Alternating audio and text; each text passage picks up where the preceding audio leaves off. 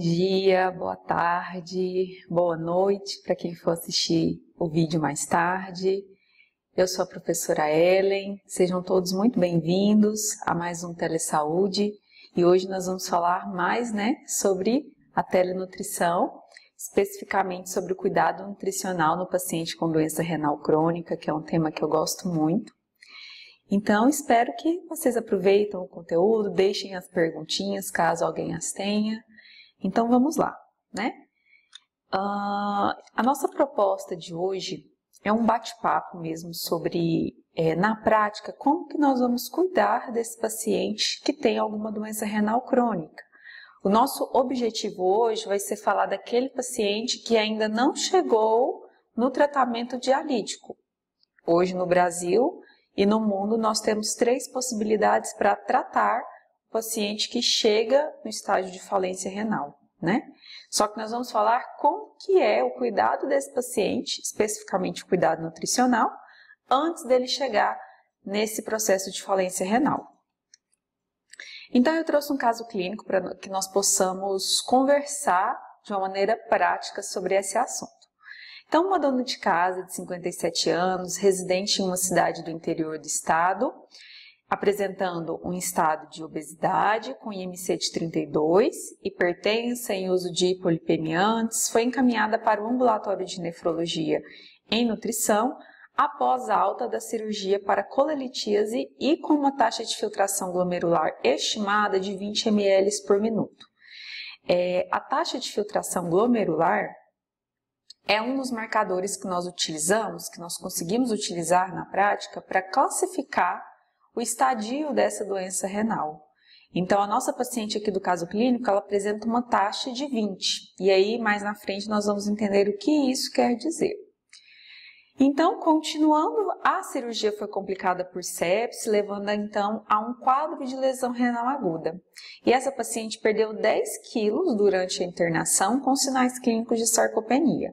Então, essa nossa paciente, ela internou para fazer um procedimento de colelitíase, só que houve complicações no meio do caminho, Então, não foi uma cirurgia que foi resolvida em curto prazo. Então, ela precisou ficar um tempo internada para resolver ali toda a sua necessidade em saúde, certo? E aí, no dia do atendimento ambulatorial, os exames dessa paciente se apresentavam dessa forma. Então, ela tinha uma ureia elevada, bem elevada, albumina de 2,8, que significa que está baixa, uma hemoglobina de 9,8, e isso é abaixo dos valores de referência, fósforo, potássio e cálcio, esses minerais eles estavam dentro da normalidade, certo? Paratormônio estava acima do valor de referência, baixos níveis de vitamina D, ela apresentava também um quadro de acidose metabólica, que foi identificado ali por um bicarbonato baixo. E essa paciente ela também apresentava uma hipertensão arterial sistêmica controlada com bloqueadores dos canais de cálcio e diuréticos. O que isso quer dizer? Essa paciente utilizava medicamento para controle da hipertensão arterial. Durante a consulta no ambulatório, ela soube que a sua taxa de filtração glomerular ela diminuiu do começo para o final da internação. Isso é algo que acontece muito com os nossos pacientes. Eles, na maioria das vezes, eles nem sabem que eles têm a doença renal e muitas vezes acontece alguma condição, alguma enfermidade ali sobreposta e essa taxa de filtração glomerular, ela tende a diminuir. Alguns podem ter recuperação com o passar do tempo? Sim, mas outros não. Eles podem apresentar, na verdade, a piora dessa taxa de filtração glomerular. E na ultrassom, de acordo com o diagnóstico médico mesmo, já constava que esse rim dessa paciente apresentava um tamanho inferior a um tamanho de um rim saudável, mostrando de fato que essa paciente ela já tinha tanto um comprometimento da função renal quanto da estrutura, dessa forma mesmo do rim, Essas duas questões, elas são questões que já caracterizam um paciente com doença renal crônica. Então, essa paciente contou também, durante o atendimento, que ela estava tomando 2 suplementos, totalizando aí 40 gramas de proteínas e 800 calorias, E ela estava ali, né, com o IMC, já referido anteriormente, que caracterizava aí um estado de obesidade. Além das queixas que ela apresentava, queixas clínicas, ela também contou que estava se alimentando pouco da alimentação habitual, sentia empachamento com pequenas quantidades e que ela utilizava suplemento nutricional, mas ela não entendia o porquê. E ela queixava-se também de náuseas, né? Se a gente começar a fazer uma relação clínica entre sintomatologia e exames bioquímicos, nós conseguimos entender que essa ureia tão elevada, ela pode ser uma das grandes responsáveis por esse quadro de náuseas que a paciente sentia, por essa falta de apetite, né? Então, nós conseguimos também identificar muito isso no paciente com doença renal crônica. E não saber o porquê está tomando suplemento é algo que também acontece muito com os nossos pacientes.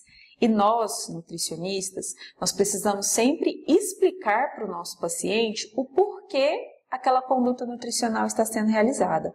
Por que ele vai ter que ser suplementado em casa? Por que ele não vai precisar de suplemento? Por que a consistência de determinada dieta em detrimento de outra? Então, essas informações nós precisamos deixar sempre muito claras para o nosso paciente, seja a nível ambulatorial, seja no atendimento domiciliar, seja no hospital. Então, em qualquer momento do atendimento para com o nosso paciente, nós precisamos deixar claro, porque nós precisamos da ajuda dele, se não for dele diretamente, por algum motivo, né, de impedimento, mas então do cuidador. Então, é preciso que todos participem aí nesse momento no cuidado nutricional, para que ele, de fato, se torne adequado de acordo com a nossa prescrição. Bom, então nós podemos aqui eleger algumas prioridades. Então, nós temos uma doença, doença aguda, né? Então, essa paciente ela teve uma lesão renal aguda que se sobrepôs à doença renal crônica recém-diagnosticada. E nós precisamos focar na nutrição, primeiramente, né? Porque é algo que é muito urgente para essa paciente.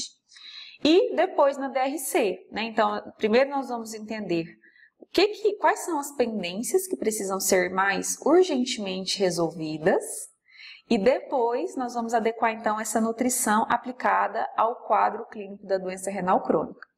E fazendo a adaptação gradual da ingestão de proteínas, porque aqui, para quem estuda muito ou para quem ainda vai estudar sobre a doença renal crônica, que está em tratamento conservador, né, ou não dialítica, é a mesma coisa, o paciente ele tem uma restrição maior de proteínas ou não, a depender do estágio da doença renal em que ele se encontra. Então, nós temos algumas metas gerais que nós podemos estabelecer, sendo que a curto prazo nós precisamos pensar em manutenção do estado nutricional dessa paciente, né?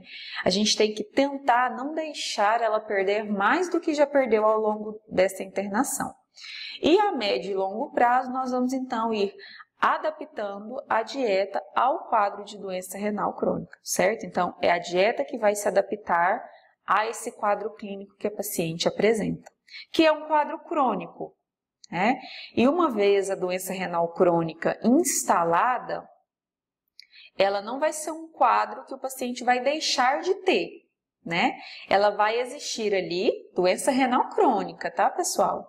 Porque existem algumas diferenças. Então, uma vez instalada a doença renal crônica, dentro de todos os critérios que nós temos de classificação, o paciente ele vai apresentar aquela condição que é crônica, né? Então, o nosso objetivo, principalmente do ponto de vista nutricional, é auxiliar nessa manutenção dessa função renal residual. Então, a nutrição ela vai ter esse foco, certo? E aí, eu trouxe esse quadrinho que está no último protocolo que foi publicado pela Braskem, foi o guideline sobre o tratamento em pacientes com doenças renais, nas doenças renais de forma geral. Ele traz bem essa diferença entre injúria renal aguda, doença renal aguda e doença renal crônica. Então, a nossa paciente ela está nessa terceira linha, né? doença renal crônica. Por quê? Ela já apresenta uma taxa de filtração glomerular menor que 60, no caso dela é de 20, e isso é algo que já é persistente por mais que 3 meses. Como critério estrutural, o paciente ele também precisa apresentar, né, o dano renal ali por mais de 3 meses para eu falar em doença renal crônica. A nossa paciente também já tem um dano renal crônico. No entanto, para fazer a classificação de doença renal crônica, basta ter um critério funcional ou estrutural, mas isso tem que ser persistente, tá? Então, essa é a grande diferença quando eu falo em injúria renal aguda e doença renal aguda. Essa tabelinha é uma tabela clássica também, que fala sobre a classificação da DRC com base na taxa de filtração glomerular. E esse A1, A2, A3 seria, então, essa razão albumina creatinina urinária, justamente para avaliar como que isso está no sentido de perdas urinárias. Com isso, eu consigo classificar a gravidade dessa DRC. A nossa paciente, se vocês observarem, ela está ali nesse estágio G4, que é o estágio 4, ou estadio 4, onde essa paciente já apresenta uma diminuição grave da taxa de filtração glomerular, né? Percebam, ela está com 20, então entre 15 e 29. Então, ela ainda não necessita de tratamento dialítico, mas ela já tem uma diminuição grave da taxa de filtração glomerular, que avalia, né, como que está essa função renal, essa capacidade do rim em fazer a filtração do sangue de maneira efetiva. Nós não podemos nos esquecer que o paciente com doença renal crônica, ele pode, além da própria doença renal, apresentar outras condições sobrepostas. Doenças cardiovasculares, desnutrição, sarcopenia, fragilidade. E essas doenças, elas podem ser causas ou consequências de alguma outra condição pregressa. O fato é que a acidose metabólica, o quadro de resistência insulínica, distúrbios hormonais, essa desmineralização óssea, ingestão inadequada associada a esse excesso de toxinas urêmicas, isso vai contribuir para todas essas condições também. Então, o nosso paciente, a vigilância, ela torna-se ainda maior, porque ao longo do tempo, dependendo da gravidade ou da piora do quadro, ele pode vir a apresentar essas outras condições, que estão diretamente relacionadas ao aumento da mortalidade e também dos custos hospitalares, porque esse paciente, ele demora mais a sair do hospital. Se a gente for estudar um pouco mais a fundo a nível molecular, nós conseguimos entender também que existe um quadro de multimorbidades associado ao aumento da idade, né, a essa idade progressiva ou a um quadro de envelhecimento, acidose metabólica, uremia, como eu já citei. Tudo isso, de alguma forma, contribui de que forma para poder lesar cada vez mais o rim? Por meio da produção ali de espécies reativas de oxigênio e do recrutamento de células inflamatórias, uma vez que essas células, elas identificam o seguinte: nesse local aqui no rim está acontecendo algum problema. Então, esse quadro de inflamação que é necessário para reparar lesões, ele começa a se comportar de uma maneira muito exacerbada. Isso faz mais recrutamento de células pró-inflamatórias, das células imunes, e todo esse processo tem uma liberação de citocinas pró-inflamatórias, além de espécies reativas de oxigênio. Então, nós temos aí um ciclo vicioso entre estresse oxidativo e inflamação, com o intuito de reparar uma lesão. Mas, como eu disse, no paciente com doença renal crônica, isso vai ficando de maneira exacerbada, e associado ainda, nós temos ainda um quadro em que o paciente, muitas vezes, ele é sedentário e ele faz uma ingestão inadequada ou insuficiente de nutrientes, que pode acontecer também por vários motivos. Então, por onde começar quando nós pensamos em avaliar, né, um instrumento diagnóstico para esse paciente, para que nós possamos fazer o diagnóstico do estado nutricional? O instrumento hoje que é validado para pacientes com doença renal crônica, ali nos estágios conservadores E até o estágio 5 ali, nós temos a avaliação subjetiva global de 7 pontos.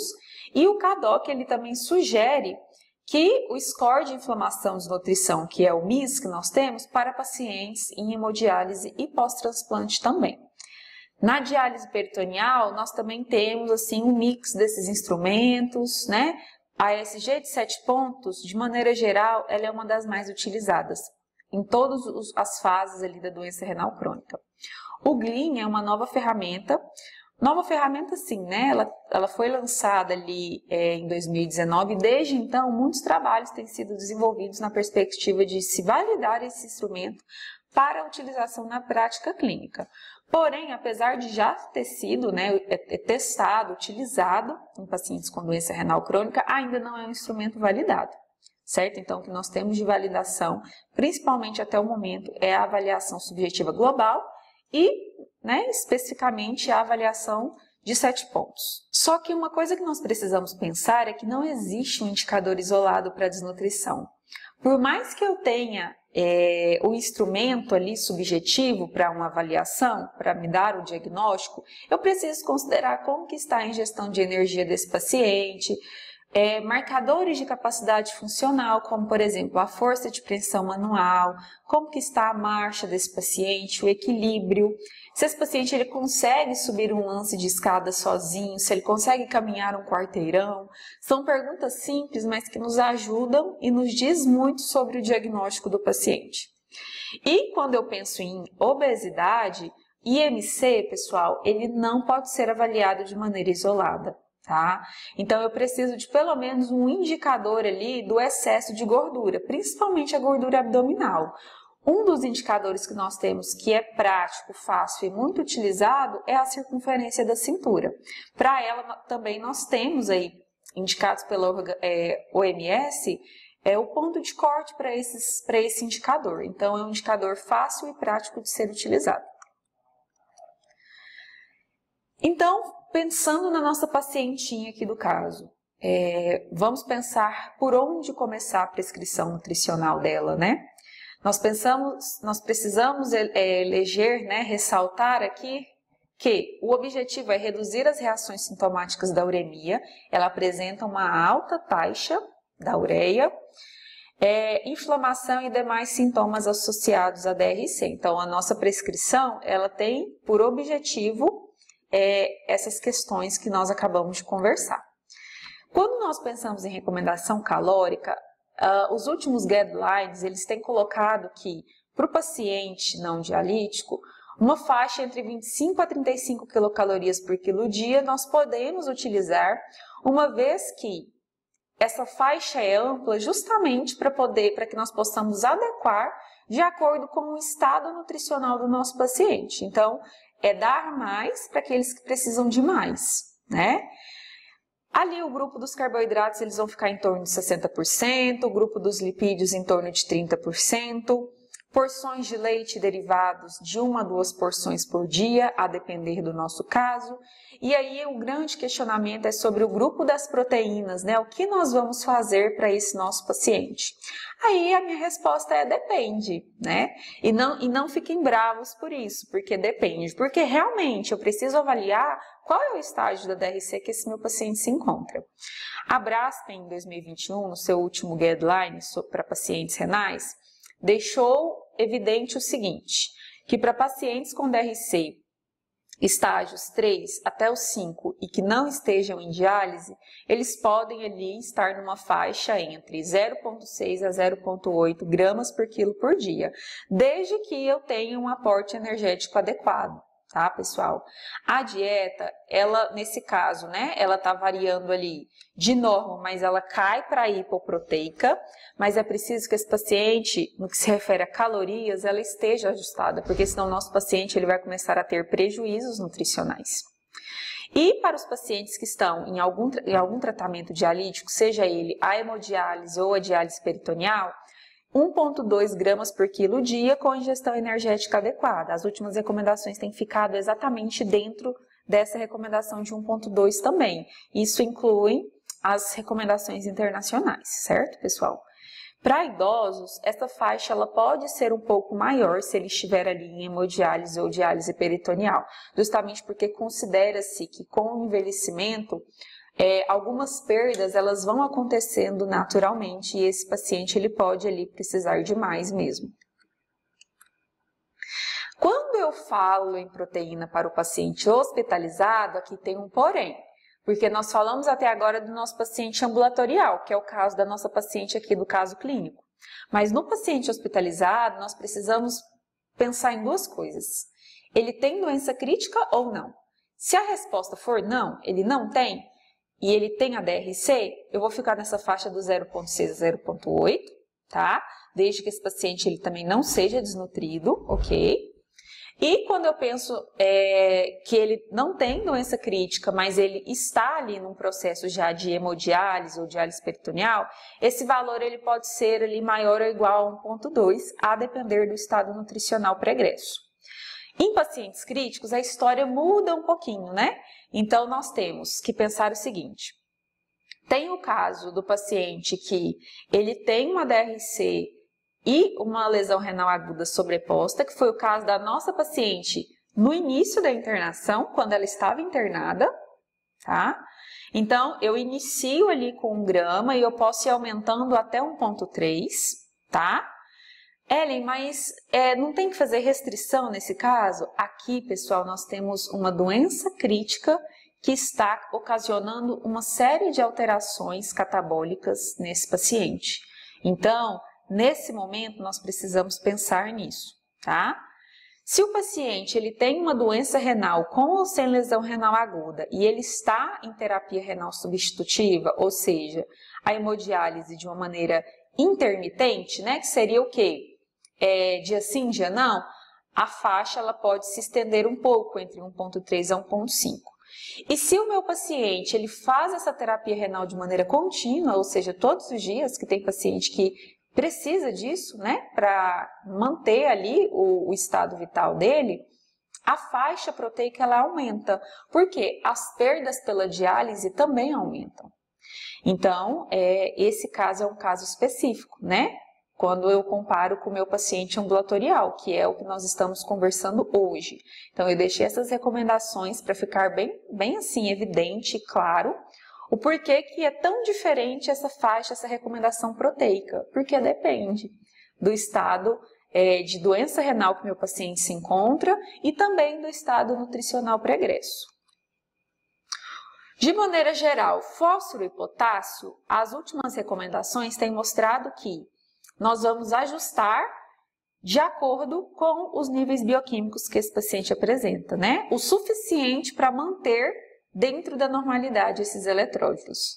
O paciente apresenta alteração bioquímica, então talvez eu vou precisar ali restringir via alimentação. O paciente não apresenta restrição, então eu vou manter o que é suficiente para manter esses eletrólitos dentro da normalidade. Não vou ficar fazendo restrição desnecessária, certo? No caso do fósforo, a grande preocupação e recomendação tem sido para aqueles pacientes, principalmente, que têm um quadro de hiperfosfatemia persistente, né, que nós precisamos avaliar ali também cálcio e paratormônio e que nós precisamos explicar para esse paciente onde estão as fontes de fósforo ultraprocessadas, certo? Esses produtos, alimentos de uma maneira geral, eles têm um teor de fósforo maior ali na sua composição. Então, é muito mais válido a gente educar o nosso paciente para ele entender quais são essas fontes, né? Para que então essas de fato ele restrinja.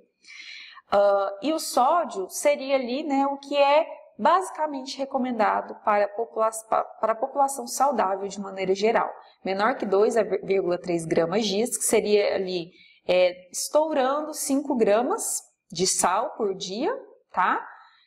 Mais as intervenções farmacológicas aplicáveis, né? Então, seria um valor ali até 5, não mais do que isso, tá? Até 5 gramas de sal.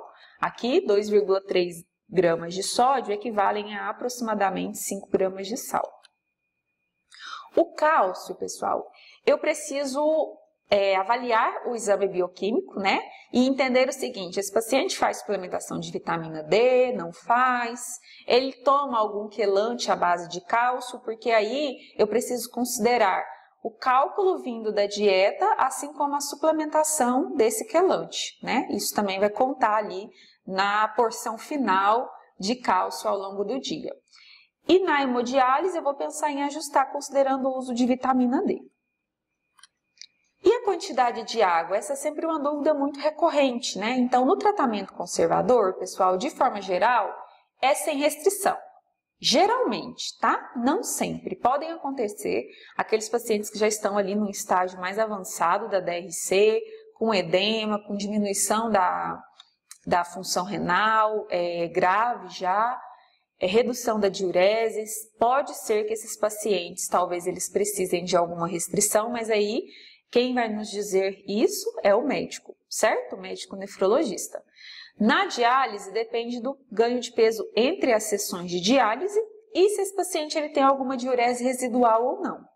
Já na diálise peritoneal, essa questão da ingestão de água ela é um pouco mais flexível do que quando eu penso em hemodiálise. Ainda sobre prescrição nutricional, alguns pontos para a gente poder pensar.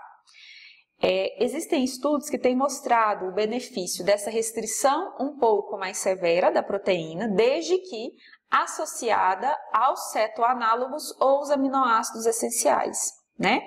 Isso para DRC nos estágios 4 e 5, que já é essa parte, né, mais ali final da DRC.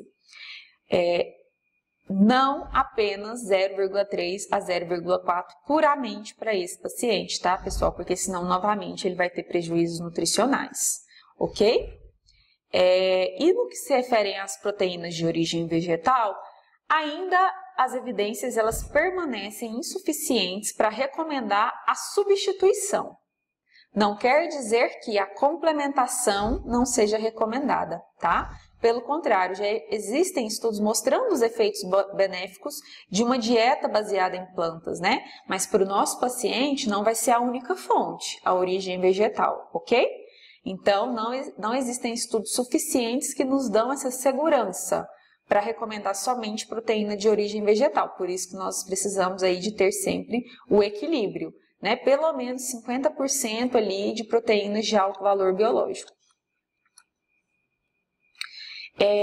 No que se refere a suprir quantidades, recomendações de vitaminas e minerais, é basicamente a mesma para a população saudável. Eu preciso avaliar cada caso, tá, pessoal?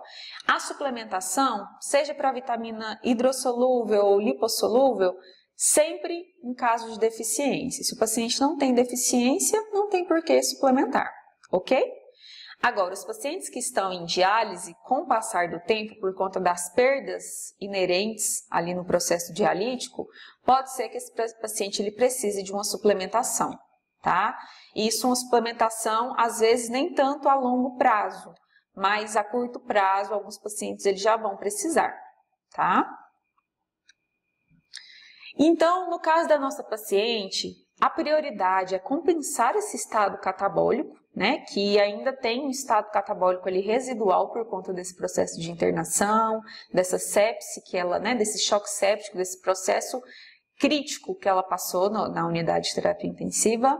O objetivo primário precisa ser aumentar a ingestão de energia, uma vez que a alimentação dela não está conforme habitual e está insuficiente. Recomenda-se também a descontinuação de suplementos nutricionais ricos em proteínas. Proteínas, tá, pessoal? E não calorias. E o equilíbrio nos déficits nutricionais, de acordo com as necessidades da nossa paciente. Então, algumas sugestões aqui para o nosso caso clínico, né? Uma vez que a oferta energética ela for adequada e ela for alcançada, eu posso tentar ali limitar essa ingestão proteica a 0,8, tá, pessoal? Uma vez que a faixa para essa paciente é de 0,6 a 0,8, porque ela é uma paciente ambulatorial, né? Toda essa caracterização que nós fizemos aqui. E observar os sintomas urêmicos, né? A melhora desses sintomas. Assim como o quadro de acidose, anorexia e náusea, nós precisamos observar se isso melhorou, aumentou ou diminuiu, certo? Porque senão nós precisamos rever a conduta. A adição ou manter suplementos hipercalóricos, desde que eles sejam com baixo teor proteico nesse momento, né? Nós precisamos priorizar a alimentação via oral, né? Então, é realmente educar essa paciente para os alimentos que ela precisa ingerir nesse momento. Então, a ingestão alimentar, ela deve ser a prioridade, tá? Uma vez que a meta energética for atingida, naturalmente, esses estoques de vitaminas e minerais, eles serão repostos, ok? E com o passar do tempo, uma vez que a paciente se adaptou à dieta, ela consegue seguir o planejamento, nós podemos iniciar uma abordagem de uma dieta um pouco mais hipoproteica, ali nessa faixa do 0,6 gramas por quilo dia, com um aporte energético adequado, tá? Mas aí também, pessoal, isso não é tão simples. Nós precisamos primeiramente avaliar os desejos do paciente e pensar em um planejamento alimentar que permita a autonomia desse paciente, porque se ele não aderir, não adianta, tá? Vai ficar só no papel. E aqui é uma sugestão prática para a gente poder finalizar esse nosso raciocínio, né? Hoje, se eu precisasse, com base no peso da minha paciente, proporcionar uma dieta ali de 0,8 gramas por quilo por dia, como que eu poderia fracionar essa quantidade proteica ao longo do dia? Primeira coisa é entender o quanto de proteínas total, né? 63 gramas. Isso quer dizer o quê? Eu poderia, então, incluir no meu plano um ovo, né? Um ovo de galinha inteiro, até 2 porções ali de proteína animal, né? De carne bovina, desde que essa porção, ela seja numa recomendação que nós costumamos dizer, do tamanho ali da palma da mão, tá?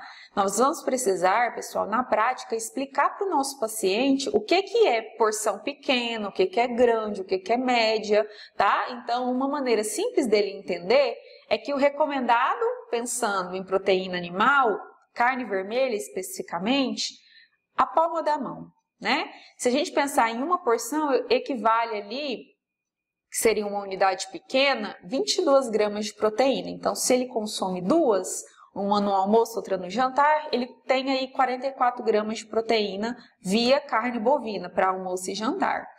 Mas ele pode também um copo de leite, né, de 200 ml. E pensando na proteína vegetal ali, no feijão, ele pode até 2 conchas pequenas, né? Sendo que cada concha vai fornecer em torno de 3 gramas de proteína. Quando eu somo tudo isso, um ovo, 2 porções de carne, 2 porções de feijão e um copo de leite totalizam a 63 gramas de proteína. Aí, Ellen, mas a 63,2 tem problema? Não, não tem problema nesse caso, tá, pessoal? O que é importante? Nós adequarmos de acordo com o hábito alimentar e de vida do nosso paciente, tá? E nós precisamos sempre educá-lo para o porquê que isso é importante nesse momento, por que precisa ser assim, né? Porque senão, pessoal, se nós não tivermos adesão, nós não vamos ter sucesso no nosso planejamento nutricional e logo não vamos ter sucesso aí para poder ver os resultados do nosso paciente. Certo, pessoal? Então, era isso que eu tinha para poder falar. Aqui estão algumas referências bem atuais sobre esse tema, quando eu penso aí na parte, né, da doença renal crônica. E todo ano nós temos o Dia Mundial do Rim. Esse ano foi em 9 de março de 2023. Geralmente ele acontece na primeira semana de março. E aí já estamos, né, nos preparando para o Dia Mundial na semana que vem. Pensando tanto em tratamento daqueles que já possuem doença renal, quanto no sentido da prevenção, que esse vai ser sempre o melhor remédio, né? Prevenir. Então agradeço a participação, agradeço a atenção e até a próxima.